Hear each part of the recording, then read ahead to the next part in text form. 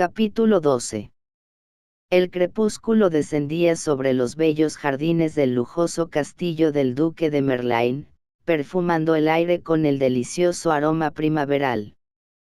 Julie, recostada en el césped en un solitario rincón del jardín, miraba al cielo en una agradable laxitud, disfrutando de la belleza romántica del momento. Meditaba. Hacía media hora que estaba allí, entregada al vaivén de sus pensamientos, ora pensando en la infelicidad de sus padres en constante desarmonía, ora en la tontería de su hermano al amar a la joven Etienne. Julie no deseaba casarse. ¿Para qué? No tendría la altivez resignada de su madre frente a las ligerezas de su marido. Otras jóvenes de su edad ya se habrían casado, ella, sin embargo, había esquivado hasta entonces las posibles propuestas. Nunca había amado y su ideal le parecía difícil. Deseaba conocer a un hombre, masculino en el sentido absoluto de la palabra. Los pisaverdes de la corte, llenos de hipocresías y delicadezas, la aburrían. En cuanto al gitano. Bueno. El gitano la divertía.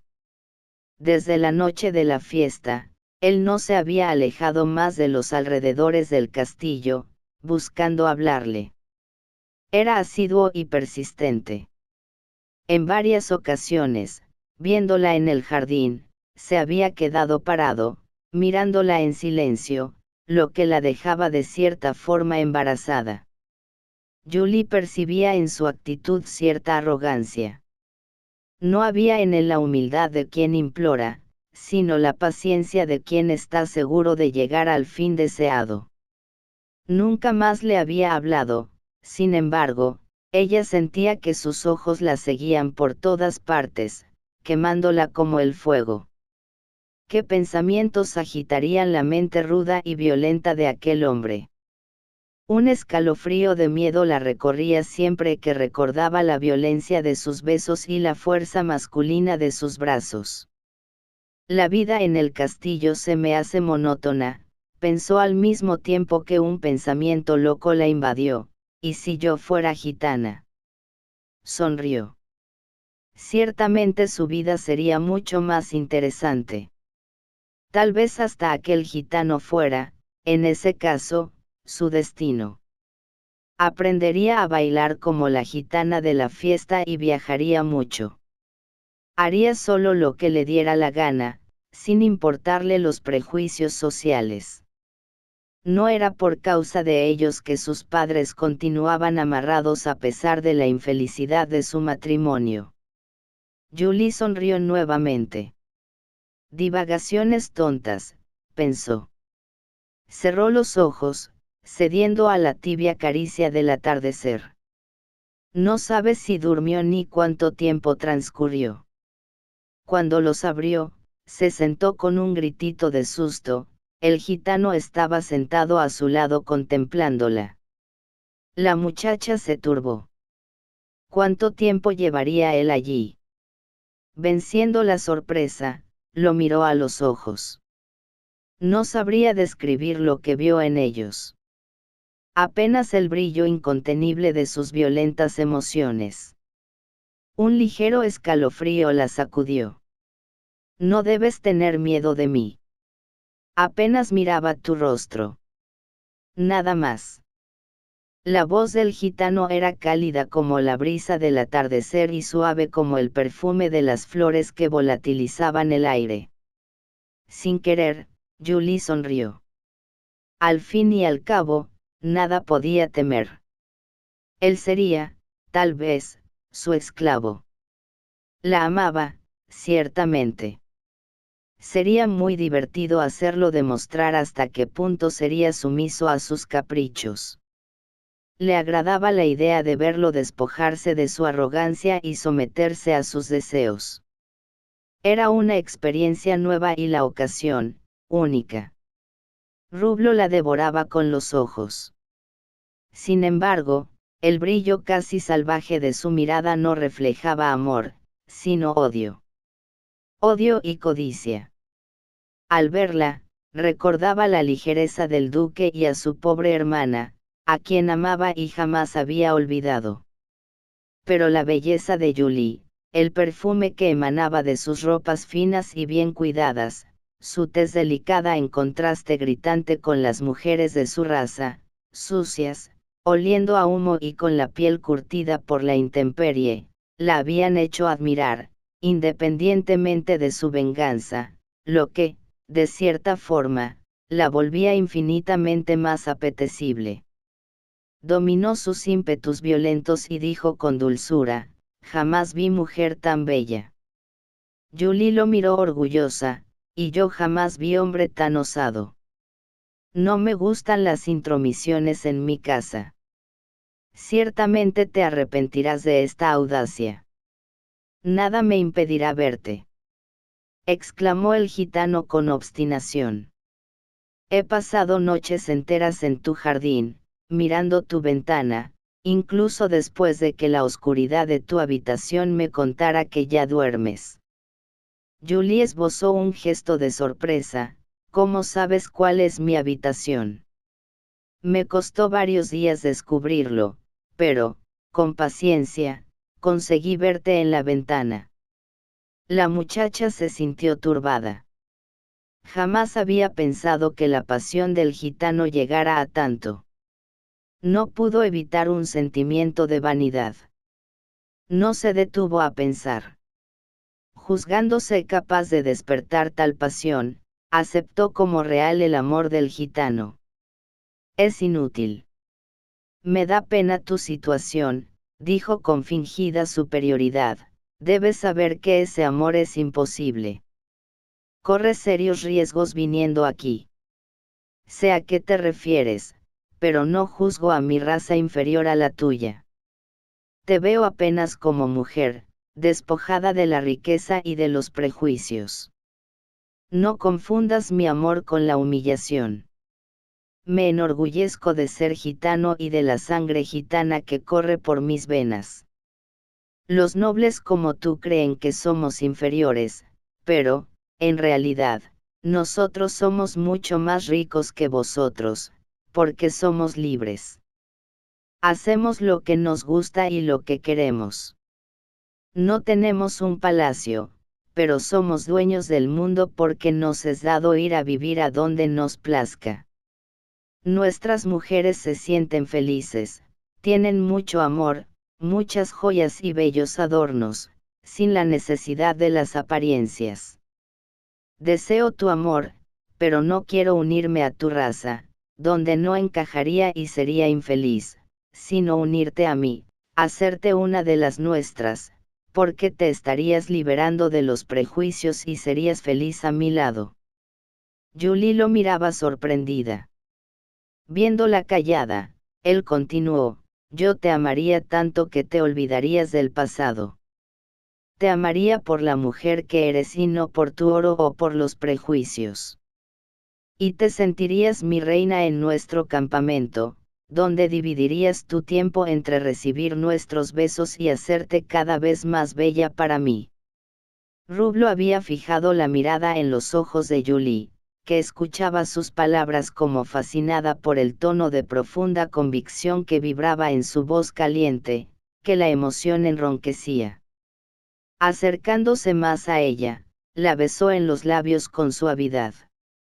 Salió después a pasos largos, trepó el muro y saltó hacia la calle. Julie estaba perturbada. Todo cuanto había oído de los labios del gitano venía al encuentro de su fantasía.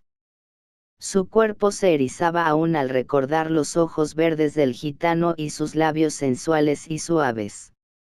Ah, si ella pudiera entregarse a la aventura. Qué bueno sería ser libre, reír cuando desease y de quien desease, llorar cuando sintiese ganas, deslizarse por la vida sin preocupaciones, apenas disfrutando de las excitantes emociones del amor y de la aventura. Sonrió pensando, qué ideas tan disparatadas. Dejar el lujo que disfruto para seguir a un mísero gitano.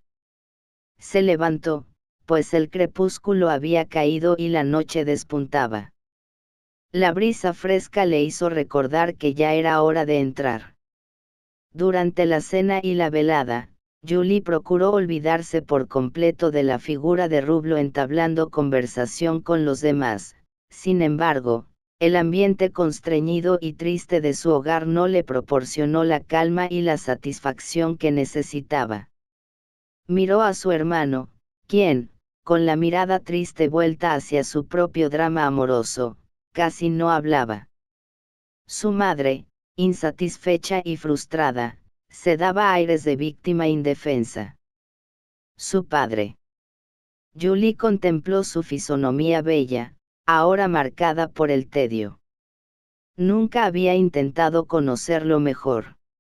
Sin embargo, ¿sería él realmente tan culpable como siempre había creído? Había tenido él apenas la audacia para realizar cosas que ella también deseaba hacer, pero para las que aún no había tenido el valor.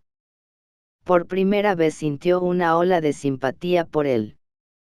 Ciertamente la frialdad de aquel hogar, tan falto de alegría, no debía despertarle sino tedio, como a ella misma aquella noche. Se aproximó a él inconscientemente. Señor. El duque levantó la mirada del libro que miraba sin leer, algo sorprendido. Julie lo evitaba siempre que podía. Al ver su fisonomía desprovista del antagonismo de costumbre, su mirada se ablandó. ¿Qué deseas, Julie? Me siento sola esta noche. Esto aquí está tan triste.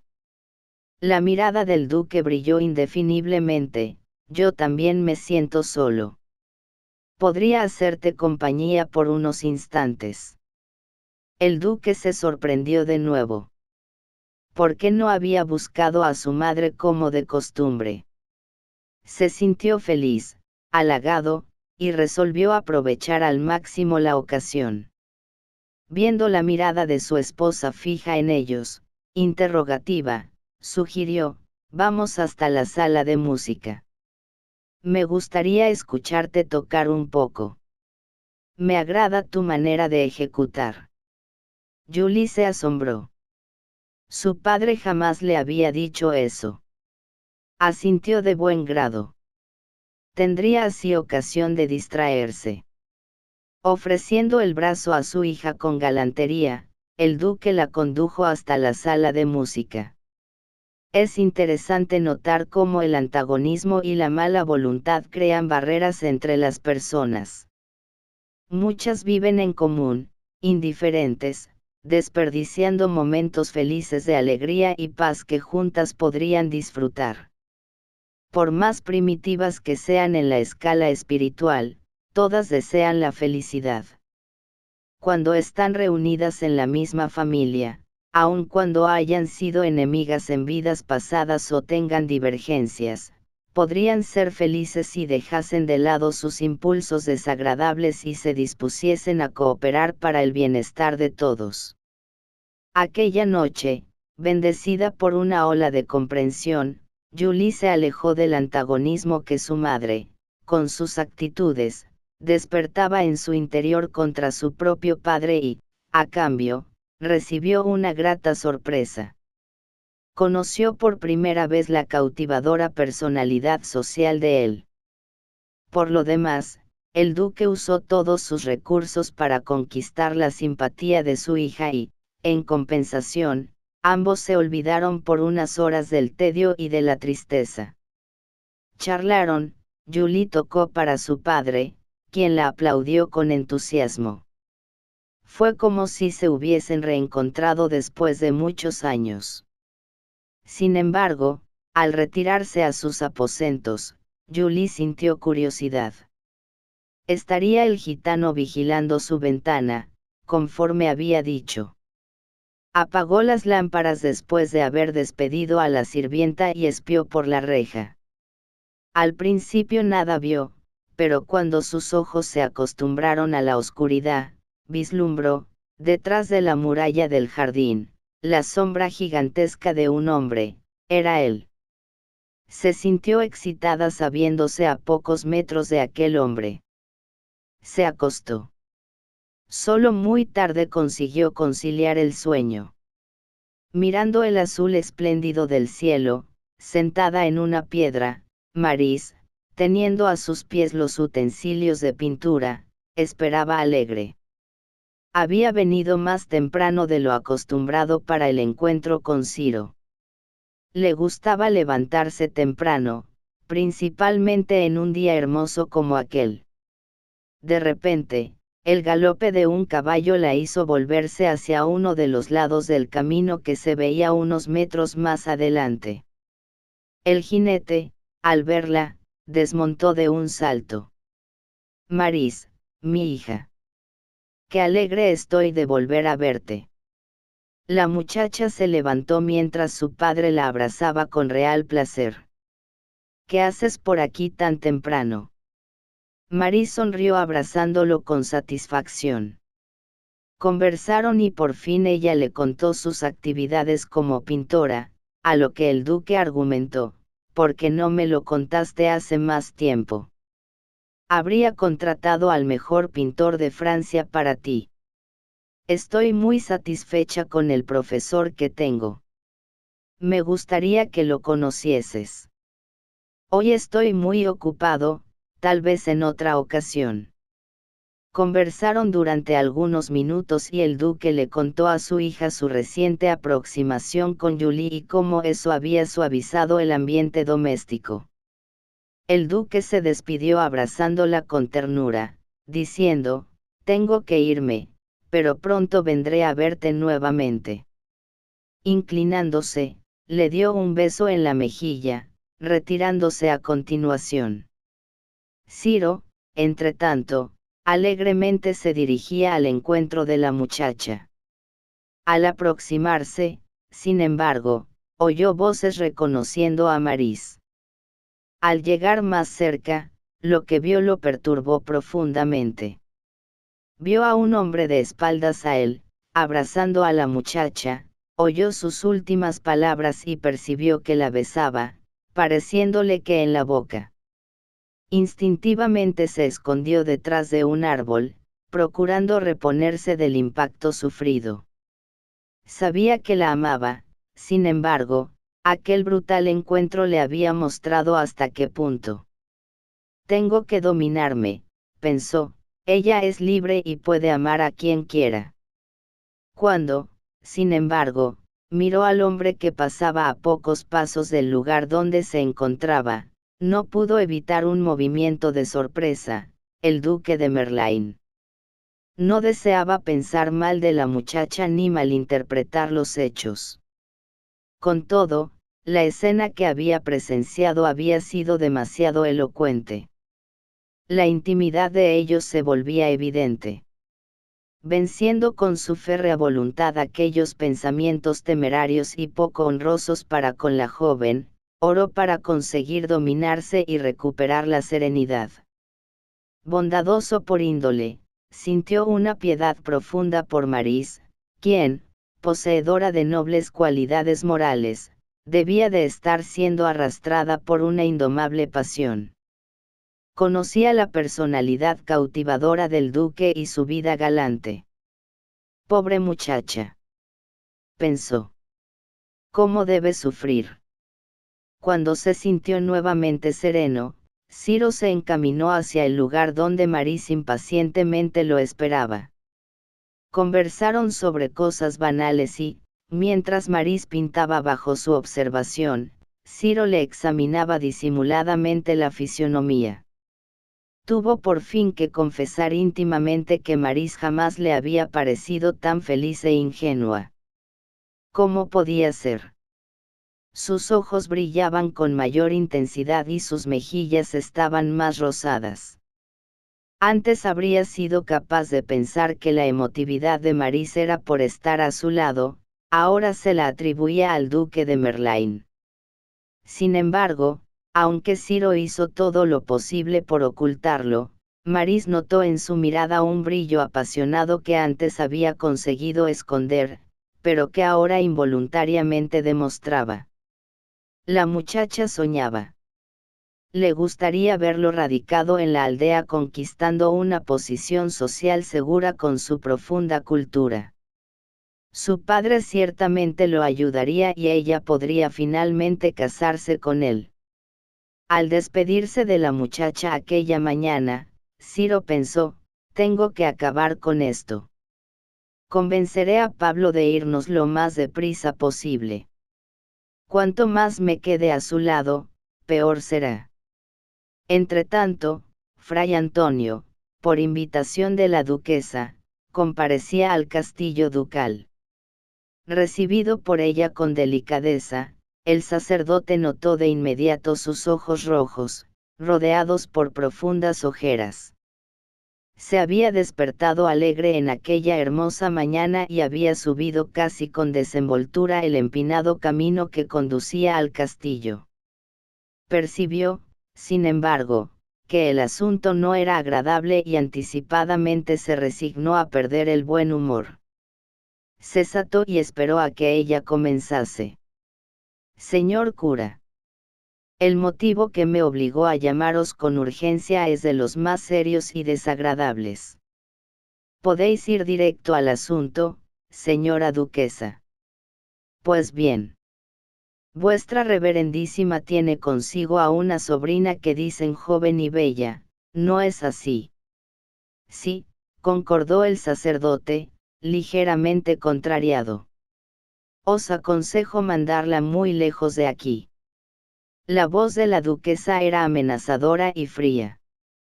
Temiendo que ella supiese la verdad, Fray Antonio murmuró, señora. No es posible que penséis así.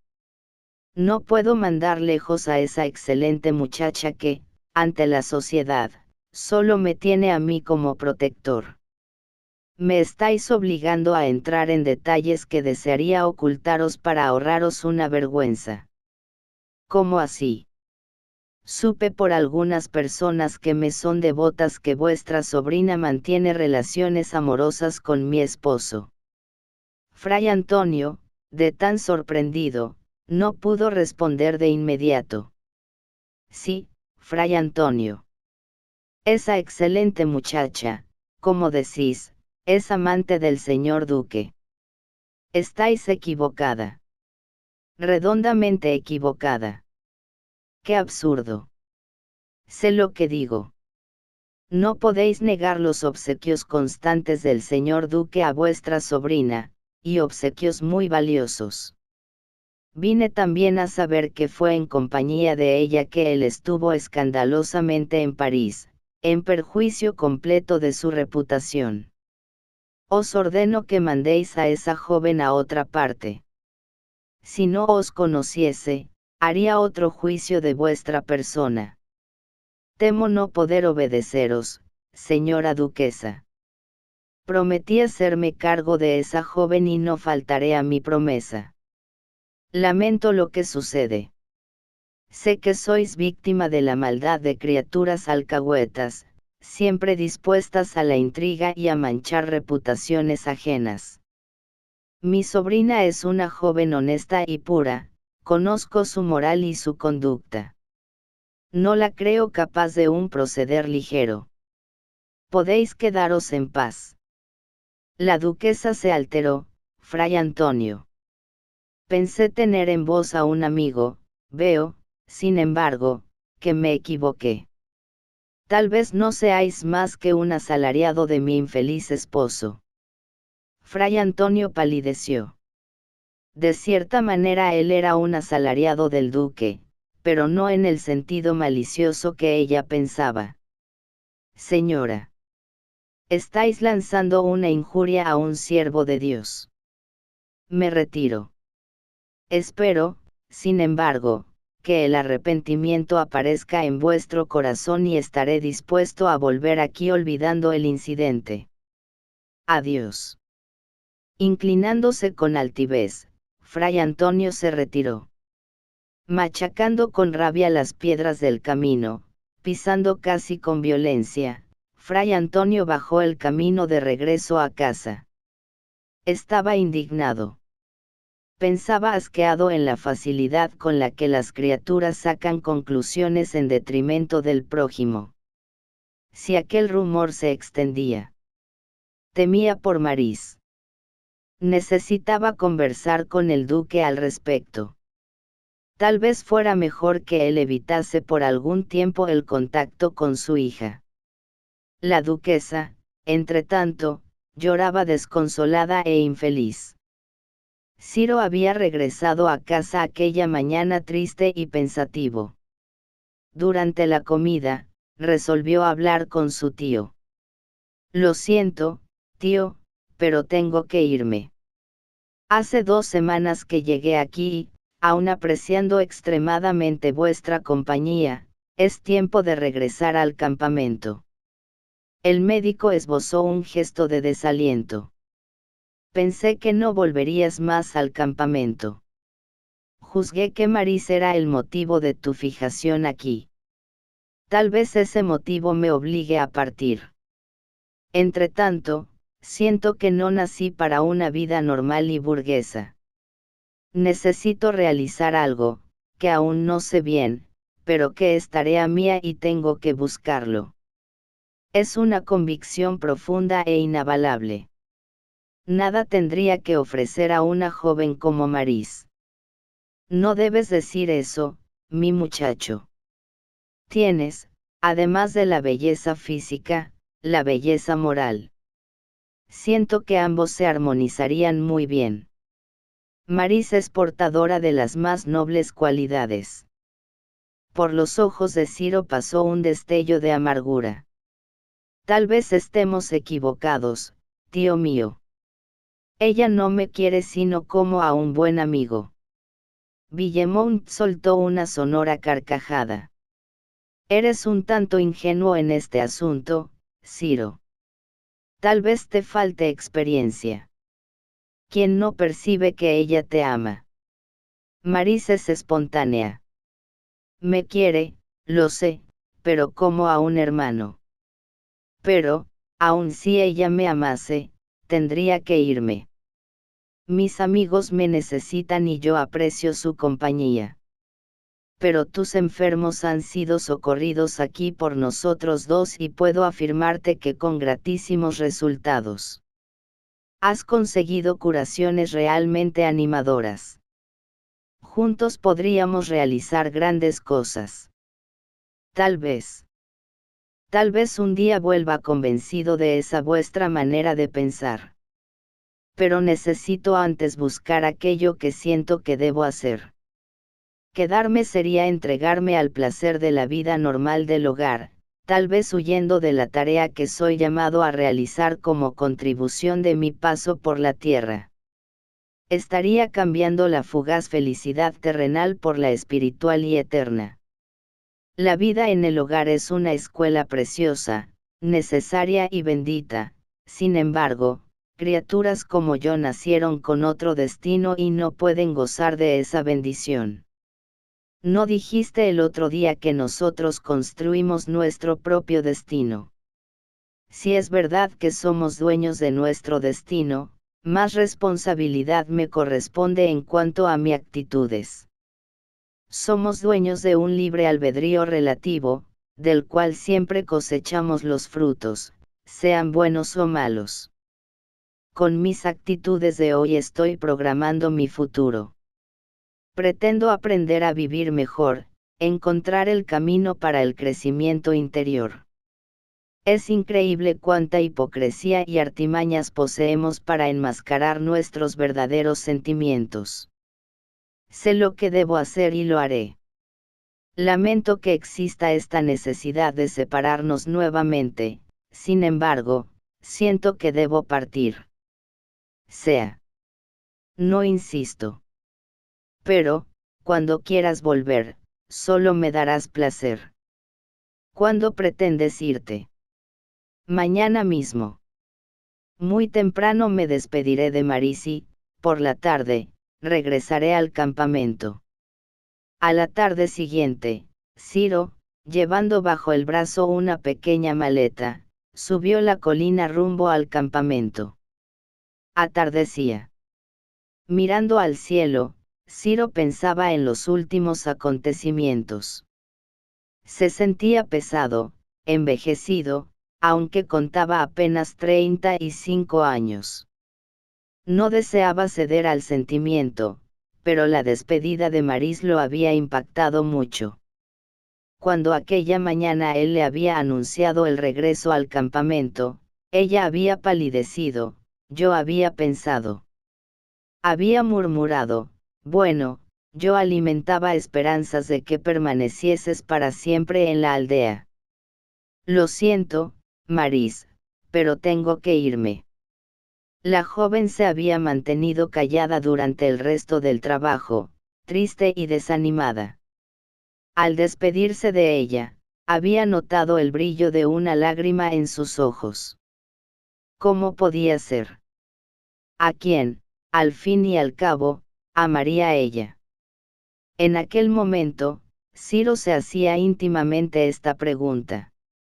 En el campamento fue recibido con alegría por sus amigos quienes, aunque diferentes en temperamento, o tal vez por eso mismo, lo estimaban y respetaban. Después, Ciro sintió deseos de soledad, de buscar en la meditación su serenidad, que estaba amenazada. Sintió necesidad de paz, de silencio, de un contacto más directo con la belleza del campo y de los árboles. La noche había caído ya y Ciro meditaba aún sentado bajo un árbol. Su fisonomía ahora estaba calma y serena como antes. Él no deseaba tomar parte en la vida en común, con sus preocupaciones y necesidades. Amaba a Maris, no sabía bien si era amado, sin embargo, no deseaba casarse con ella. Apreciaba la vida del hogar, pero no se sentía con voluntad de vivirla. Su amor era grande, sin embargo, él confiaba más en el futuro, en la otra vida, cuando podría vivir al lado de ella con seguridad, lejos de las actividades terrenales, disfrutando de la verdadera comunión espiritual. Tenía tanta certeza de esa posibilidad que, para él, esa separación por los prejuicios humanos era apenas temporaria.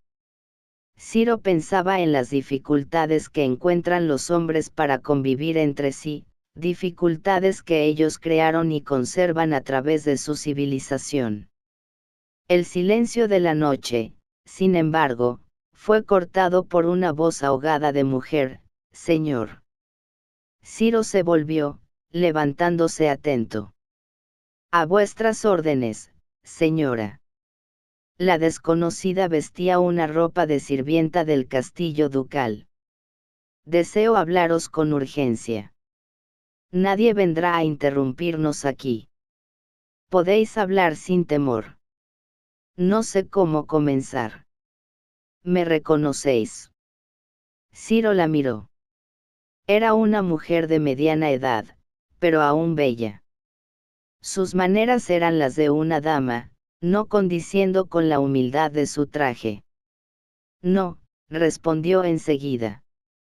Lanzando una mirada recelosa hacia los lados, ella preguntó, «¿Eres el gitano Ciro?». «Lo soy». «Pues necesito hablarte de un asunto serio y muy delicado. Sé que posees sortilegios. Necesito de ellos. Conozco tu fama en la aldea y, llevada por la desesperación, vine a buscarte. Soy la duquesa de Merlín». Ciro se inclinó ligeramente. «Podéis hablar. Puedo contar con vuestra ayuda. Haré lo que esté a mi alcance para ayudaros. Escucha entonces. Mi vida ha sido muy infeliz. Criada en un colegio de rígida disciplina, soñaba con un hogar feliz donde pudiera ser respetada y amada. Me apasioné por el duque y nos casamos, sin embargo, pronto vine a saber de sus ligerezas.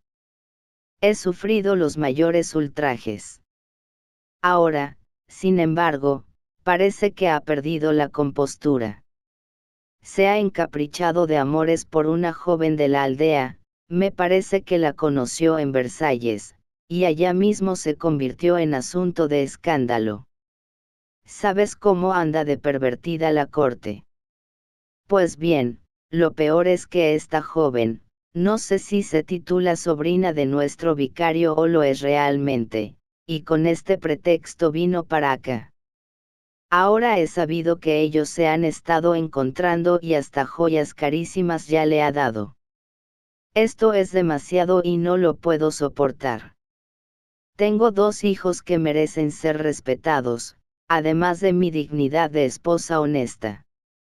Ciro la había escuchado en penoso silencio. Unas horas antes, él tal vez habría perdido el control. Ahora, sin embargo, sereno, supo dominarse. Cerró los ojos, sintiendo una profunda amargura en el corazón. ¿Qué le diría a aquella mujer despechada y orgullosa? Sintió una ola de rencor contra el duque invadirle el interior. En las profundidades de su pensamiento, oyó que alguien le susurraba: ¿qué es esto, Ciro? ¿Dónde están tus convicciones? Fracasas en el primer obstáculo que se te presenta. Reacciona. Tienes que ahogar los pensamientos negativos y orientar bien a los que llaman a las puertas de tu corazón. Recuerda, sin embargo, que eres responsable de todo cuanto esta infeliz realice influenciada por tus palabras. Entonces, ¿qué dices de mi caso? Señora duquesa. Digo que debéis tener paciencia y perdonar. Debéis saber que no siempre los demás usan de sinceridad para con vos. No debéis juzgar a vuestro esposo sin haber presenciado nada. Puede haber exageración en lo que os afirmaron. Sin embargo, Ciro cerró los ojos sintiendo que su voz temblaba ligeramente. Aun si fuera verdad, solo podréis perdonar. El perdón os proporcionará una serenidad antes nunca sentida. Es necesario vencer la batalla que se libra en vuestro interior, arrojar de vuestro corazón los celos, la envidia, el despecho y la intriga. Volved a casa, perdonadlo y procurad contribuir a la armonía de vuestro hogar. Alice, venciendo la sorpresa, replicó: lo que dices es absurdo. Pareces un socias de Fray Antonio. El perdón es imposible ahora. Creo que jamás podré hacerlo. Además, no fue para escuchar sermones que vine aquí. No los necesito. Fray Antonio nos los proporciona constantemente. Necesito, eso sí, que lo hagas amarme y destruyas a esa mujer. Os pagaré regiamente. Tengo dinero. Alice estaba sacudida por un violento temblor nervioso. Quiero que él me ame, para despreciarlo después. Hacerlo sufrir. ¿De qué me sirve ignorarlo, despreciarlo, si él ni se resiente de ello? Ciro no se sorprendió. No era la primera persona que le pedía semejante cosa. Llevado por un fuerte sentimiento de piedad, posó la mano de leve sobre el hombro de la duquesa. Su voz era tierna, como si hablase a una niña: escuchad. Estáis equivocada en vuestra manera de comprender la vida. Os dieron una educación rígida en vez de cariño y amor, llenaron vuestro corazón de incomprensión y frialdad. Oíd, nosotros estamos lejos de la perfección. Nuestros ojos vislumbran apenas unos pocos metros delante de nosotros, ignorando lo que pasa detrás y alrededor. No podemos tener una visión de conjunto. No conozco a vuestro marido, no defiendo sus actitudes, sin embargo, no estáis exenta de culpa. Yo. ¿Cómo osas decirme tal cosa? Siempre he sido digna y honesta. Tal vez vuestra dignidad no sea sino la máscara de vuestro orgullo. Me ofendes. No es esa mi intención. Puedo ayudaros, sin embargo, es necesario que escuchéis las verdades que, debido a vuestra posición social, jamás nadie tuvo el valor de deciros. La voz de Ciro era enérgica y serena. Alice se calló, dominada por la mirada sincera y firme de aquel hombre. Ella no sabía que era a la superioridad espiritual de Ciro a la que inconscientemente respetaba. Oíd y procurad comprender. Todos nosotros tenemos debilidades que debemos vencer. Dios nos creó perfectos, pero sin conciencia de nuestra perfección. Los problemas de nuestra vida vienen para desarrollar nuestra conciencia y enseñarnos la forma más adecuada de vivir bien. Cuando ampliamos nuestra conciencia, descubrimos los verdaderos valores del Espíritu Eterno y vamos arrojando fuera los escombros y obstáculos que nosotros mismos creamos. Mirad dentro de vos y verificad cómo habéis conducido vuestra vida.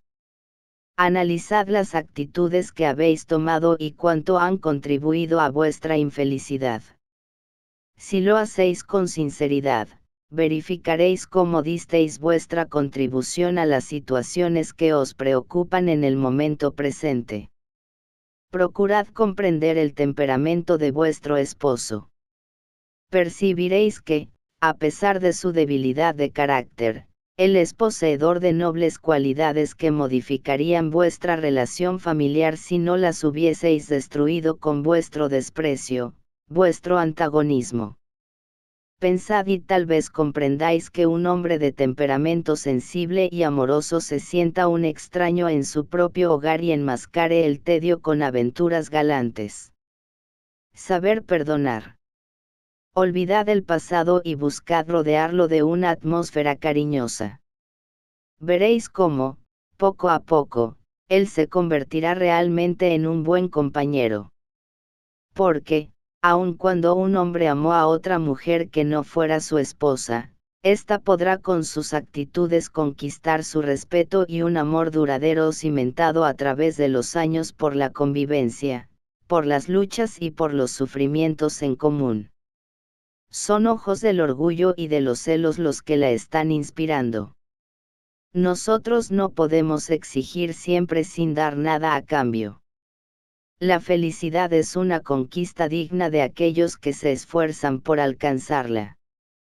Si otra hubiese sido vuestra actitud durante todos estos años, vuestro esposo ciertamente se habría vuelto diferente para con vos.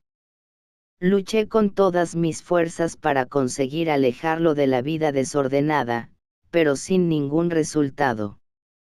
No está en vos modificarle el carácter, sin embargo, si en vez de reprocharle o irritarle, despreciarle y herirle, hubieseis callado, perdonado, amado y comprendido, habríais despertado en él, al principio, admiración, después, respeto, más tarde, estima, amistad, y finalmente, ahora, estaríais disfrutando de paz, amor y armonía.